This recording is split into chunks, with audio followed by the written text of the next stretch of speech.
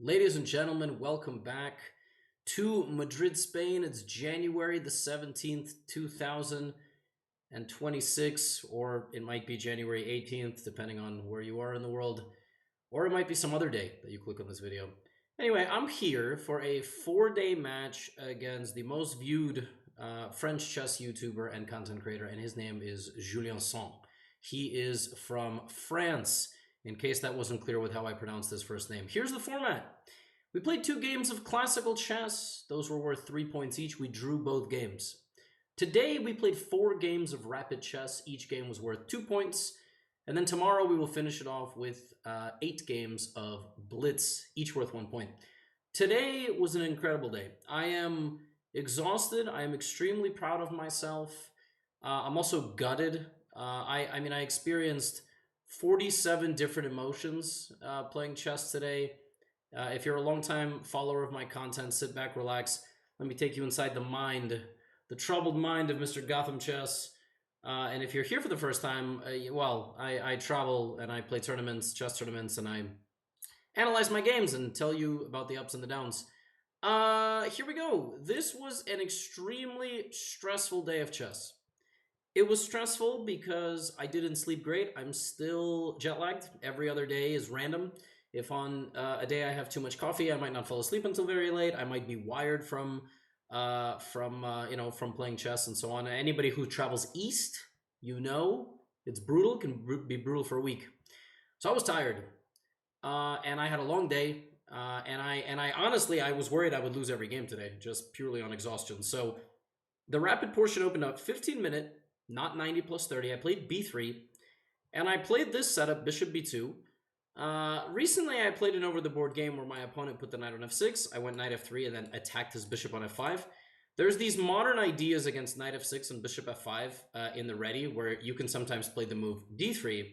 And as Hikaru will probably say in his own recap of these games, he'll probably say something like, I'm copying his openings.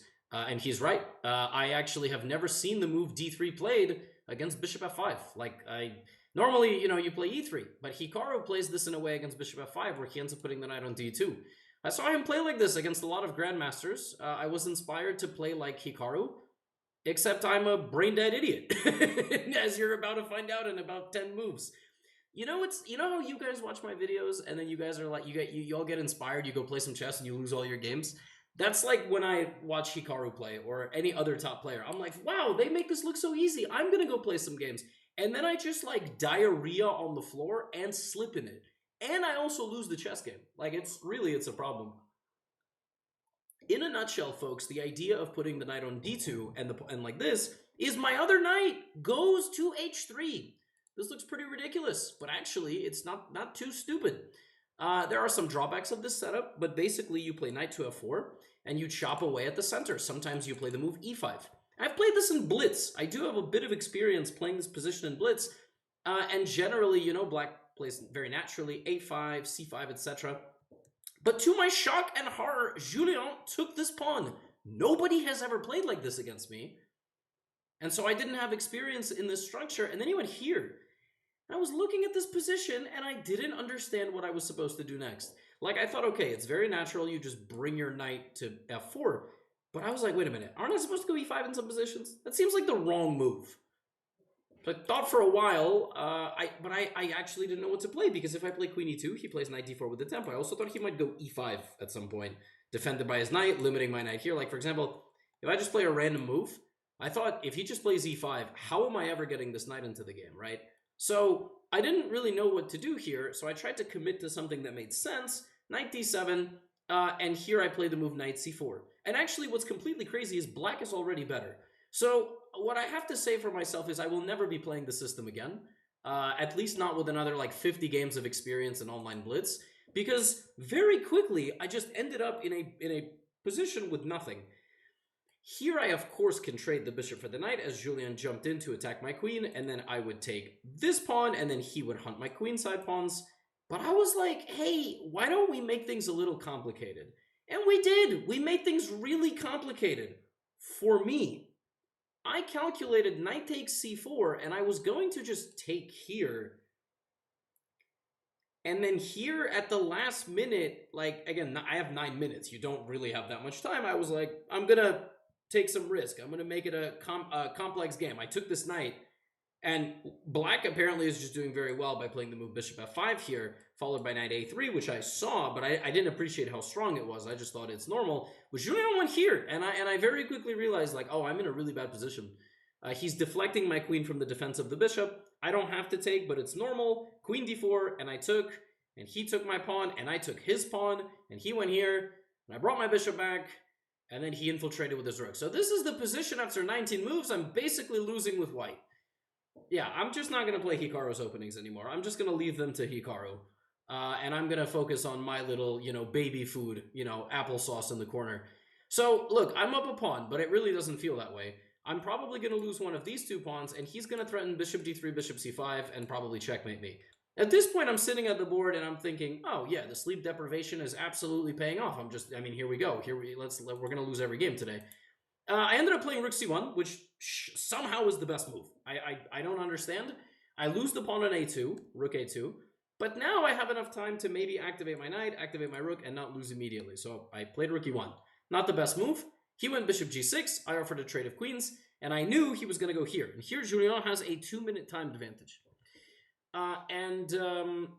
It's quite clear he's threatening nasty business on f2. At this point, when you have 3 minutes to 5, what ends up happening in my brain is I just try to find one resource and fast. I try to find a move that keeps the tension, that doesn't lose the game immediately, which is why here I played bishop e4, and I played it in 1 second. 1 second I played bishop e4 because I just saw it and I was like, I gotta go for it. And this made Julien think for 3 minutes, and that was actually very important because here the momentum certainly started shifting. I defended against anything on f2, takes, and I had a feeling like this position must be really good for black because I'm never going to mate him. He can just play a5 here. Like, if he just starts pushing, I'm very quickly running out of time. He's going to promote this pawn. His bishop dominates my knight. But he played a very Julien move. He went queen d4. He tried to get a lot of clarity in the position and remove counterplay, but this allowed me to, reject a queen trade, but also kind of, make things a little confusing for him, because if he tries to go this way to d6, I was going to start going knight g5 and trying to checkmate him. Why not? But he went here, and he totally blundered. I actually thought that he was going to blunder this from a distance. He blundered this, and even though this is not quite a blunder, I mean, black is still totally winning. Now we have equal pawns, but he has to sense that the moment to just move this pawn and commit to nothing else is upon him. Clearly, he saw that. He didn't like something, obviously. Plus, here I had the idea that after a5, I would play c5 maybe, so he can't play c5. I had this idea, but he went here, and this just allowed me to win a little bit of time and bring my knight into the game. I think he thought I was going to go knight f4, but knight g5 is really strong because I'm threatening knight f3, and I'm also threatening knight e4, and he went here, and I just got my rook there. And I mean, it does look very dicey here for white, because again, he's just going to push. The promotion square is protected. But when I took an f7, I was like, oh, I'm securing a draw. Like, this is, I did the hard part. It's over. But then I was like, wait a minute, why should I play for a draw? I can repeat, but knight g4. Knight g4, I'm defending f2. I'm going to go rook e1, rook e7, rook h7. I'm like, I'm winning. Like, I'm getting there before he promotes. He went rook f8. I actually could have just gone rook b1, but I was scared. I think rook e1, he thought this was a fork, but rook b1 is the best move, but I have 30 seconds, so I went here to go for his pawn. I was better here for a brief moment, but then, I went back, and then he started pushing his pawn. We're in a total time scramble here, 10 seconds bonus time. I run my king out to h3 so that if he takes on f2, my king is in no danger. He takes on f2. I play rook c3. And at this point, I'm thinking, okay, I'm a pawn up. Like, the worst is over. I did it. I out-scrambled him. Let's go. Bishop c5, we trade. And I'm like, yo, I'm just going for this g-pawn. King here. And I'm like, I think this is equal. But I like that in this rook endgame, I'm cutting off his king. And I'm going to go to g4. And I'm going to try to win this pawn and then kind of sneak up the board with my king and my g-pawn. And that's exactly what I did. Like, I got here. And this is a very hard position to defend with 11 seconds on the clock. You'll notice Julien played this move with 1 second. He has 11 seconds. He gained 10 seconds for that move. And the thing white is threatening here is several. You're trying to push, trying to check the king, always to deflect the king to the next rank, which is so important when the other side is defending. And I thought he actually played the very natural move king e4. The only move that draws here is rook h3, and he missed it because now I simply give a check and everybody sneaks forward, and suddenly his king is not in the defensive area. The defense has to be approaching the pawn, and now I just swoop in, and even though he gets back, he's completely cut off. This is incredible.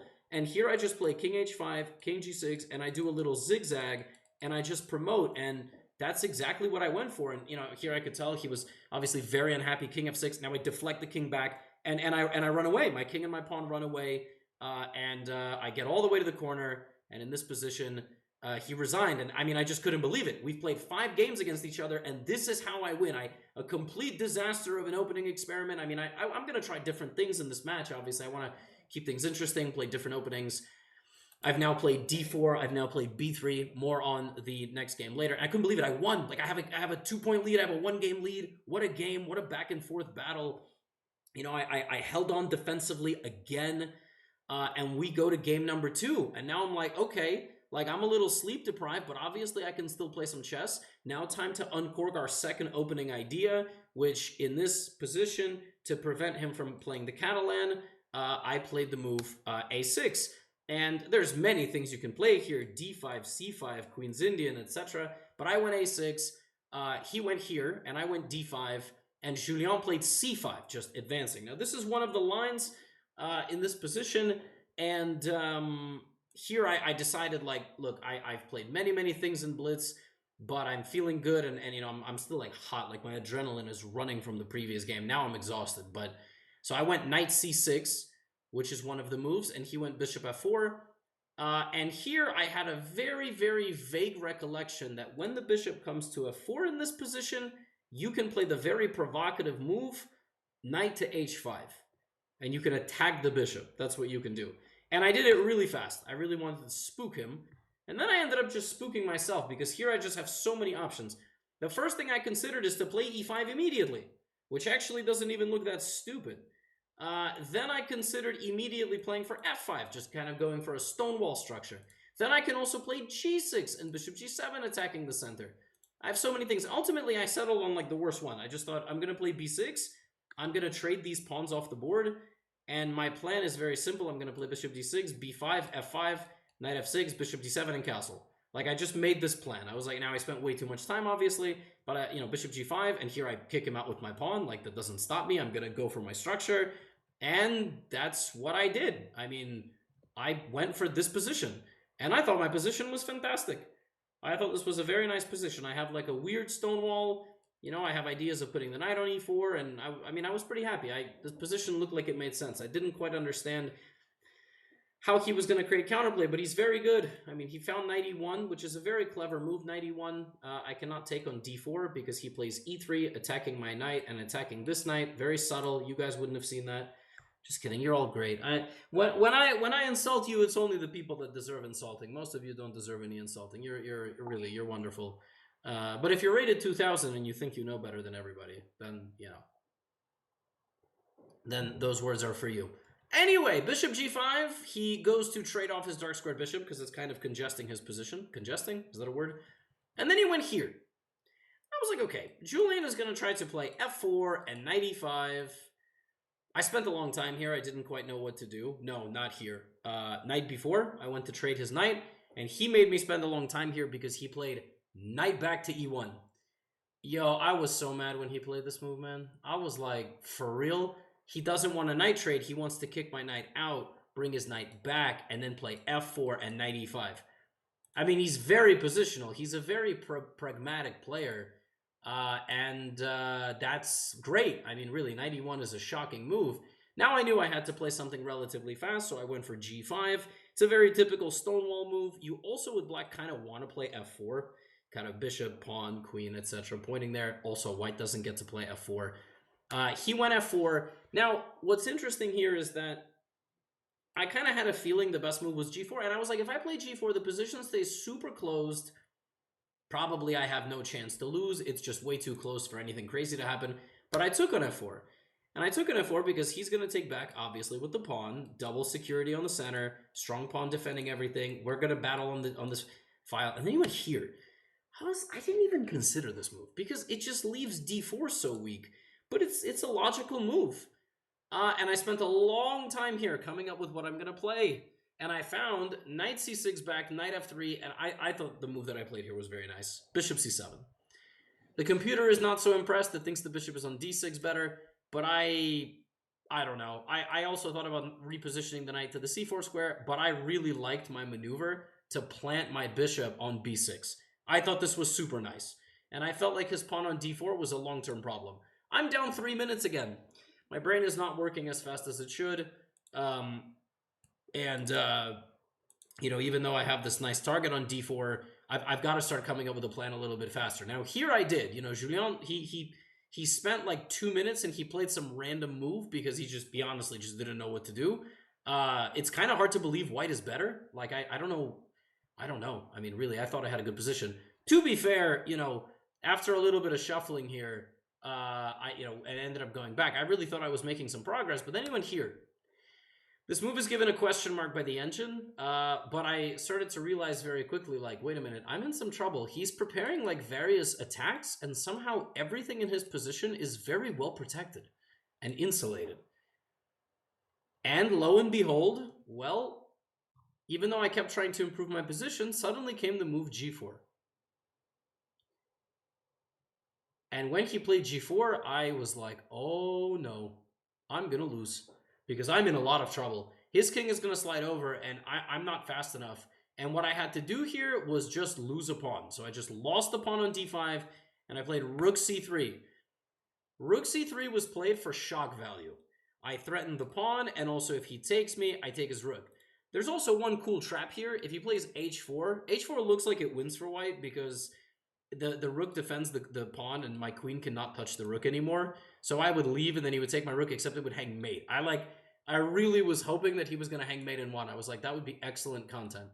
But my shock value move worked. He took. And now with my queen and my two bishops, despite being a pawn down, I am defending. I offered a queen trade. He went back to e2. I went for counterplay with f4. I gotta tell you folks, the tension in this game was unbelievable. He found this amazing move, queen c1. I don't care if it's not the best move.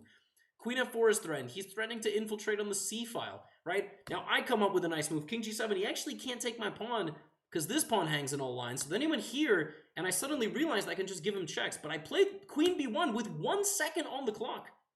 And then I played this move very quickly. I needed to gain a little bit of time back.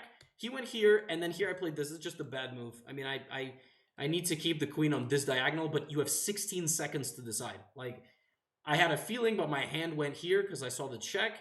And then what he does now is he ends up covering his diagonal. This is very instructive. He's going to start pushing his pawns forward. I actually thought he was just maybe winning here.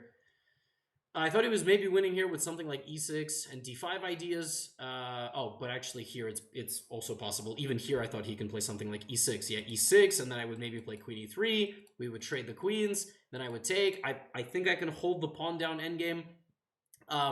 He went here, and my last move, by the way, also was played with 1 second on the clock. And here I have 11 seconds to make a move. I just quickly fire off the move bishop e6 with the idea to play bishop c4. This move is losing because white has bishop h5 to try to go queen g6.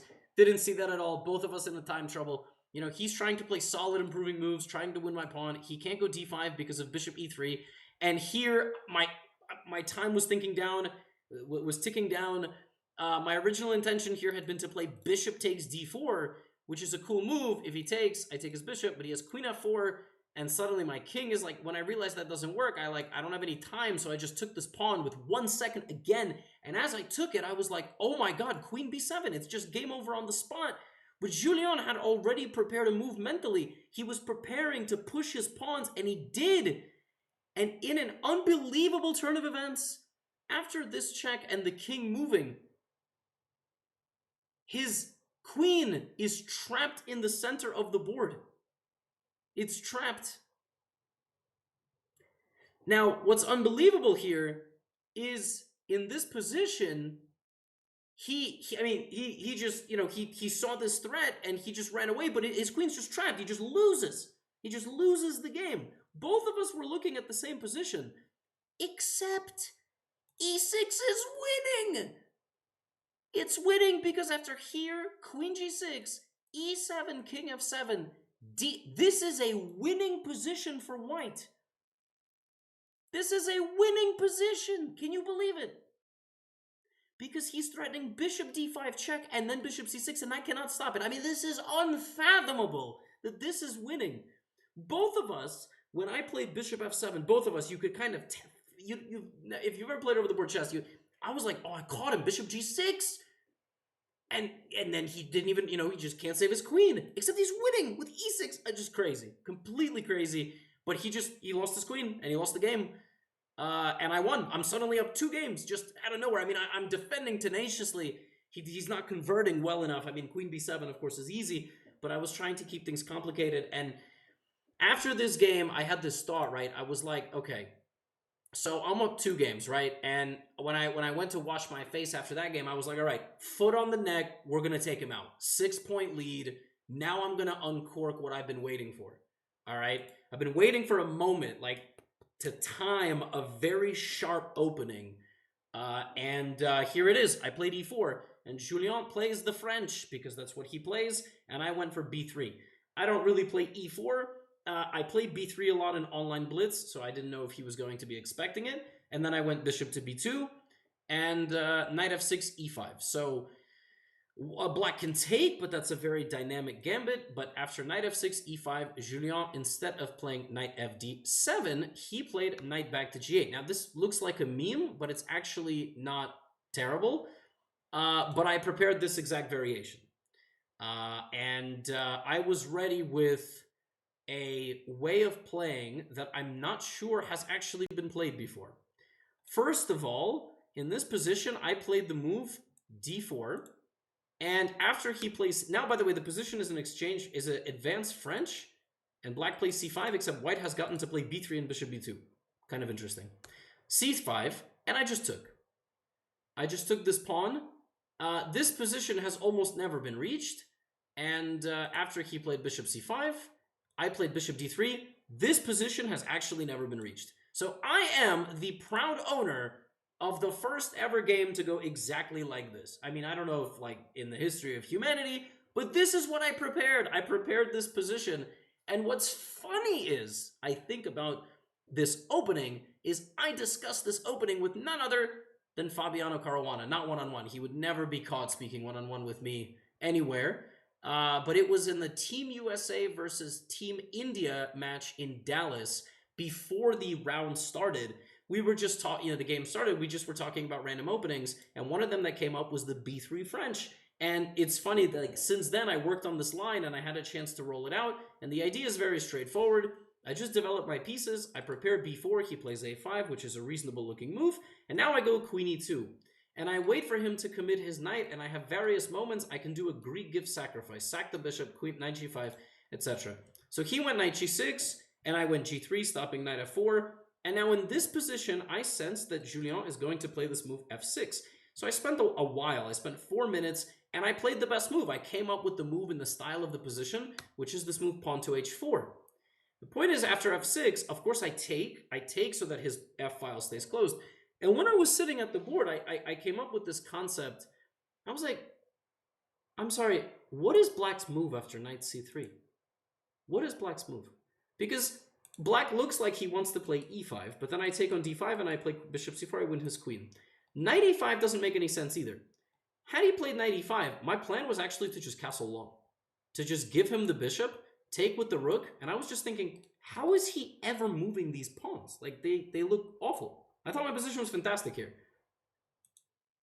Computer finds even more nice moves for me.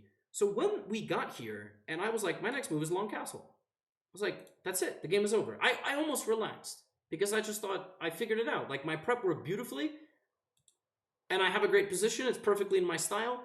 And when he thought for 3 minutes and went here, I was like, that move is atrocious. I mean, like, I'm not trying to insult it. I'm like, that's obviously not in spirit of the position. Of course, I can just very quickly castle and not even think about it. But I was like, did Julien just blunder bishop takes h7? With a very simple idea. Bishop h7, king h7, knight g5, fg, hg, something like king g7, and queen h5. Or, okay, queen h5, no, sorry. King g8, queen h5, And if king g7, he walks into this bishop and he's losing. I was like, did he just blunder this? Bishop h7? Now, what's funny is it's more accurate to do this with knight to g5. If I start with knight g5 and he takes, he just gets blown off the board because we go for that exact line that I just showed you.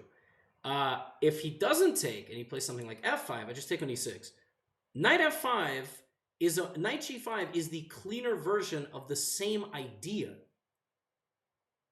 But I was feeling full of confidence, and I went here only to sit there and be like,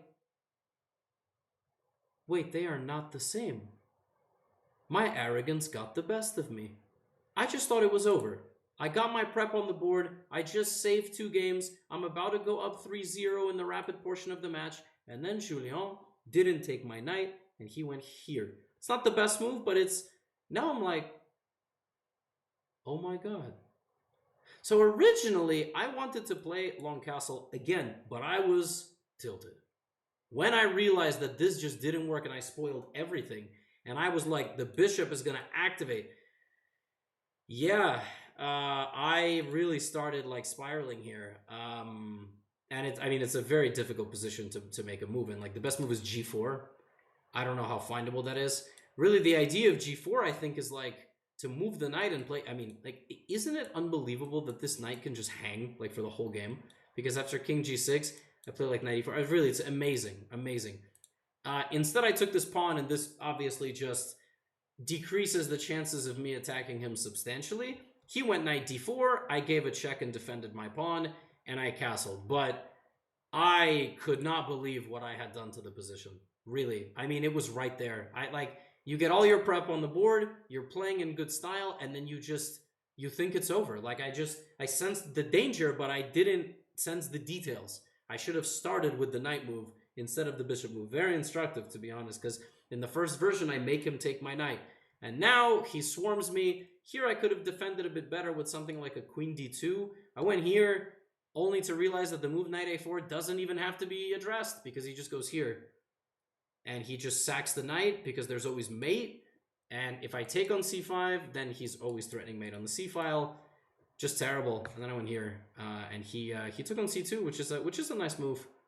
And he calculated it all out. I could have actually defended better as well, but bishop a3, queen c2, and a4. And that is the end. I only calculated rook c3, queen b5, which is also losing for white. But yeah, it's just lost. Crazy. And the game ends with a4 takes, and he gets in. Rook a4, nice move. And yeah, he just takes on a4. My king is absolutely defenseless, and the ultimate irony is, despite me starting a fatal attack on his king, he beats me. And I gotta tell you, this was a very nice game that he played after the bad opening, but I lost this game. And you know, there's like a famous Russell Westbrook clip on YouTube. Russ, did you guys lose this game, or did the Jazz win this one? Well, I felt like we lost this game, gang. You too. I mean, this is like really brutal that, you know, I get a position that I analyzed up until move 11 or 10, and on move 14 I'm playing fantastic, and then I just like winning with knight g5 would have just been incredible, really. I mean, like, the game is just over after knight g5, which is just such a shame. Yeah, even if I don't play that, just like long castle, and black does not have a move. I mean, I was looking at even sacrificing, you know, and it actually works. Bishop e4, bishop e6, queen c4, and like white is just crushing here. Brutal. So now it's back to a 1-game lead for me. And he is on the momentum. He was really locked in that game. It was quite clear his confidence came back, his mojo came back. And we go back to this. And you know, yesterday Julien left a comment on my video from game 2. He said, "You'd better not play the QGA again." He doesn't sound like that, but every French person sounds like that, you know. Bonsoir, merci, you know. Anyway, voila. Anyway, and I said, "Oh yeah, Julien, and show me what you got, big boss. Show me what you got." Castles, he played the same way. And I mean, there's a bajillion ways to play here. I went bishop e7, bishop d6 is what I played previously. I was just playing for, you know, a normal game, knight c3, and I castled. And white has the typical plans. I mean, white is going to go rook e1. If you haven't seen my recap of that game, that one is called, I don't remember. I ran an A-B test, and it was like 50-50. But it's January 16th, 2026. He went rook e1, and I went c5. And I already equalized, which is nice. My plan here was d5, ed, knight d5, and I was going to go knight c6. I was going to give him my bishop and get this excellent little position with my rooks coming to the center. And then he went like this. So he played very aggressively, only this just doesn't work. I play knight c6. Now his knight has to choose who to take, and he weakened his king, but structurally speaking, my position is nice. And dc. And here, inexplicable what I did. I was so tired. I spent 14 seconds on an atrocious move. Basically, I was like, should I trade the queens or should I keep them on the board? And I was like, if I keep them on the board, I can see him trying to checkmate me in the future. And I kind of don't want it, like, the most superficial, idiotic nonsense. And I just, like, took his queen. And after this, I sat at the board going, wait, but he can go g5. And he did. And I'm like, what am I doing? Now my knight has to get out. He's going to come forward. And I'm going to be able to trade the rook, and my knight finally makes it back around. But in the meantime, he's got the boys pulling up on the king side. He has all sorts of ideas like h5 takes and you know, all this. And I'm just sitting like, what has happened the last two games? What has happened? The third game was right there. The match was over, and now I'm looking at a tied match. Oh, and it gets worse. Here I thought of a very cool idea, by the way. I have this amazing move, knight d4, which the computer is showing. The idea is knight f3 check, and the idea is that if he takes, I have this. But I looked at king g2, knight f5, king h3, and I didn't think that this position was anything special. Computer loves it. It thinks my knight is on a very good square. And to be honest with you, yeah, retroactively, I should have absolutely played knight d4.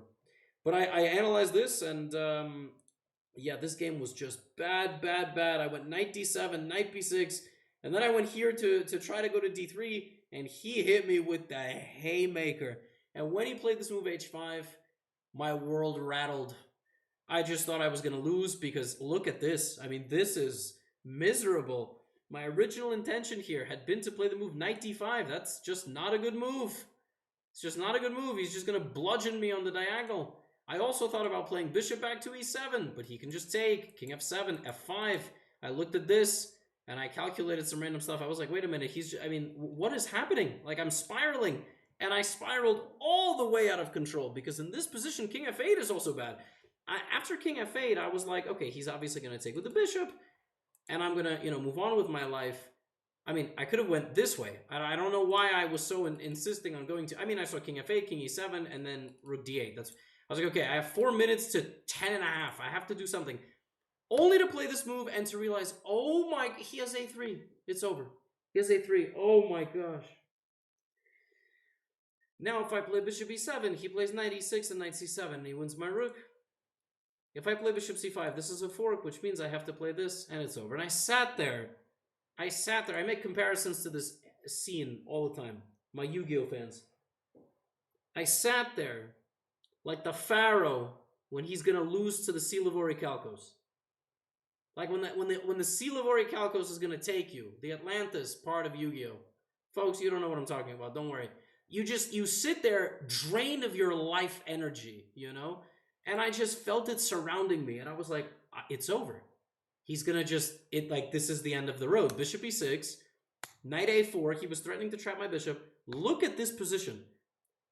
I am getting obliterated. He's going to take everything. He's going to take everything that I worked for. I went knight c5. He gave me this check, and then he took my pawn, and he's threatening rook g8. And I found the only defensive move, like, to maybe keep the game going. Bishop to d8.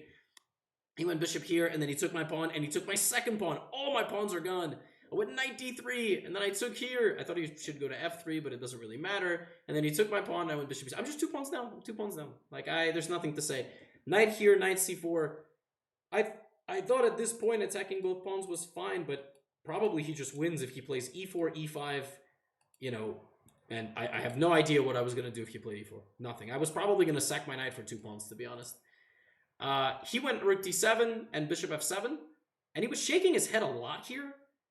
To be honest with you, at this point, right here, you know, it's clear he can play bishop f7 and we trade knights, but he went like this. At this point, he literally went like this, like if you can see it on the live stream, and I was getting mad at him because I was like, is he BMing me? Like, why is he acting like I'm doing anything at all? I didn't understand. Like, I was like, is he pretending to be confused? Because there's nothing confusing here. I'm just 2 pawns down. I'm like, what is he doing? Really, I didn't understand. He was so beside himself. I was like, what is this, like, slow roll? You know, in poker, you have the best hand, you slow roll somebody. It's like, what is he grimacing about? So I went rook c8. And I think maybe what he had been grimacing about is that my rook is going to get to c3. So for example, bishop d3, rook c3 is actually kind of a problem. Because after a4, rook a3, like, it's not so easy for white. He plays e4, maybe I take on a4, and he has to win this endgame. Maybe he didn't think that this endgame was so easily winning. I don't know. Not my business. He played king d3, and the point is, I get to sack my bishop for the pawn. And so the point now is he can take my bishop, I would take his bishop, he would take on a7. So we went like this. And this endgame, with him having a minute, suddenly I really started to feel like maybe Julien is not going to win this. And, you know, rook endgames are so tricky because you need the perfect coordination. You basically have 2 pawns. You probably need to leave one of them. You need to run your king over here, push this pawn, and probably cut my king off like halfway on the board. Not completely easy to pull off, you know? And so here I played king f5. And then I went check, and I went to the first rank. And the reason I went to the first rank is now I'm always going to be ready with this. Now, if he just commits to pushing the pawn, and I play rook a1, and he plays a6, and I play king f4, he wins. This is a winning endgame. Because what happens ultimately is that, you know, king b6, you have to be a little careful. But king c6, king e6, and something like king c7 and king b8. And the point is that, like, ultimately, oh, king, this is wrong. You have to go king c8, king here, rook a8. You have to, and then I think you gotta, like, I don't know. Yeah, king b6. Yeah, this is the winning endgame. That you have to slot the king in. Not easy to see with 50 seconds on the clock. And so Julien he went down to 5 seconds, and I was like, is he not gonna win this? And suddenly, yeah, he lost the pawn. And now we're in a race. I felt he was still winning. I went here, and then I just kept checking him, and I played king e5. And in this position, my next moves are king d6 and rook b1. He only has 1 winning move. And so basically, I mean, I made this as difficult practically for him as I could have. Like, really. I mean, from down 2 pawns for nothing, like, to this position is not so simple. The winning move here for white is rook c7. Because rook c7... the king runs to c8. This is the key idea. When I play rook a1, he plays rook h7. This is the only winning idea. Can you believe it? Now I cannot take the pawn because of the x-ray, the skewer. I cannot run backwards because he's just able to push the pawn. And if I run forward, he cuts my king off just like I did to him in the first game of the match. And then he brings the king here, and then he wins. Crazy. That was the only way to win. He didn't find that. And now this is equal. Actually, the move I played here was completely stupid. In this position, I should just put the king on e7 so that his rook cannot go to any of these squares. And I actually thought about that, and I was very nervous when I let him get, you know, the rook maybe to b8, for example. But this actually, by a miracle, is a draw. He is unable to get off the b file with his king. And ultimately, he gave me a lot of checks. And then here I mean, anything is a draw. King c8 is a draw. The point is, anytime he goes this way, there's mate. I'm also threatening this if he goes that way. And now my king is just too close. He can't get me away. And so that's why in this position, he just played rook b7. I took, and it was a stalemate. and I made a draw. Oh my goodness, I am so tired.